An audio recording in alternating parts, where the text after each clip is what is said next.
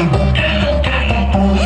siya? Di na kayang pigil, talagang mamigil ka. Para ka ba? Dali mo, galaw na gusto ko. Sige, igiling mo. Ang di kaya din. Dali mo, sayaw na gusto ko. Baby, igiling mo. Hihit ko. Dali, dali, ay dali, dali, dali, dali, dali, dali.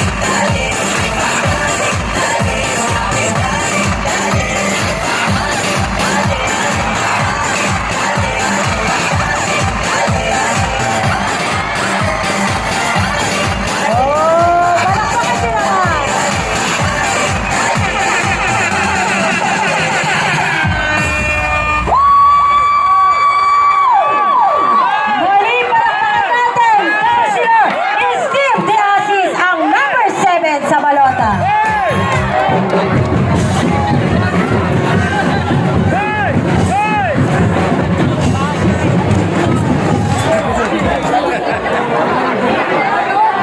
Kaya dis, kaya dis, kaya. Kaya dis, kaya dis, kaya. Sentro ng plataforma ng Team Kaya Dis at ni Ate Sara Diskaya ang kalusugan. Naniniwala po kami na kapag malusog ang mamamayan, aktibo itong makakatulong sa lipunan. Magandang meron tayong bagong City Hall pero mas kailangan natin ng ospital na libre at kompleto ang pasilidad.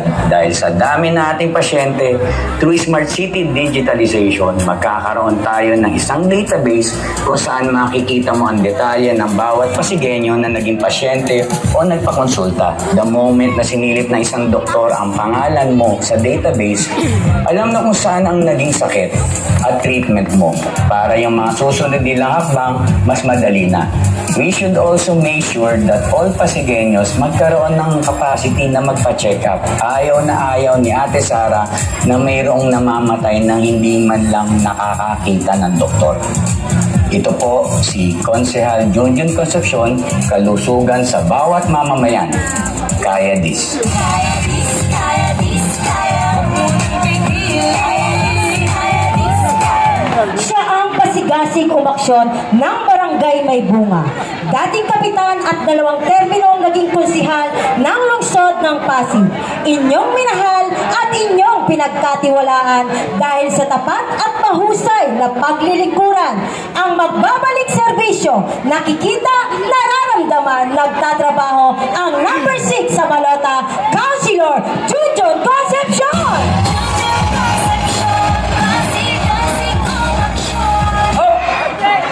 Isang magandang gabi, Barangay Pinagbuhatan, Santiñal to hello! Ang problema ko mamaya, hindi ko matanaw yung dulo. Paano kaya hagis yung kumot ng pagmamahal ni Junjun?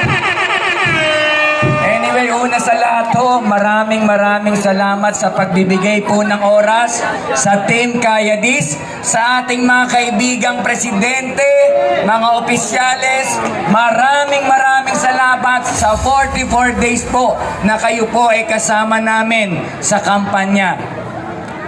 Ito na po halos ang huling araw dahil bukas po ay Grand Caucus na. Kita-kits po bukas, doon po sa palengke.